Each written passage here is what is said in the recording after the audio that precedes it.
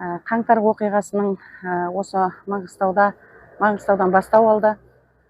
Содан бері міне 3 жыл өтті. Сол халықтың қойған талаптарының ең негізгісі бірінші күнгі талаптары халықтың газы елу болды. Басқа енді қандай өзгерістер болды деп десек, ешқандай өзгеріс жоқ. Маңғыстауда сол баяғы жұмыссыздық, сөз бостандығын тежеу, сол ауылдарымыз сол күйі жаңағы даму ондай қарқынды деңгейде деп айта алмаймыз.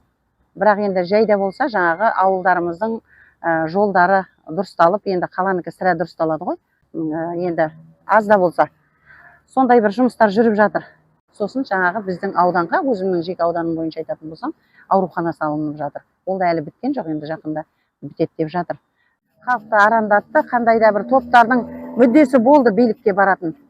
Халық өздігінен ешқашан бейбіт шерулерге шықпайды.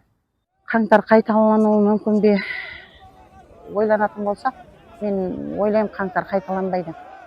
Себебі қаңтардағы халықты жаңағы түрлі азаптау әдістерін қолданған полиция қызметкерлері жазаланды деп жатыр ғой.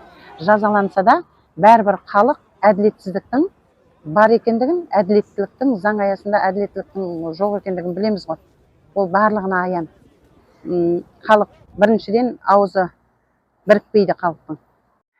Жұмыс орындары көптеп ашылып, халық жұмыспен қамтылатын болса, онда халықтың әл-ауқаты да жақсарады.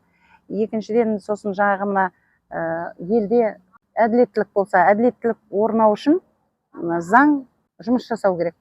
Жастардың болашағына қатты алаңдаймын ана ретінде. Себебі бүгінгі таңда жастардың жұмыссыздығы, жұмыс жасап жүргендерінің мардымсыз жалақылары мені қатты алаңдатады.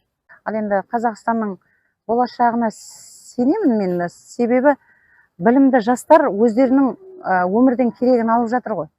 Егер білімді жастарды өсіріп шығатын болсақ, олар міндетті түрде кәсіпті дамытады, міндетті түрде өздерінің жанұяларын дұрыс асырайды.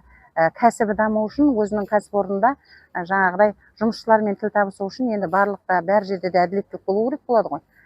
Сондықтан сол білім жағынан да жастарды назар аудару керек, білім жағынан да.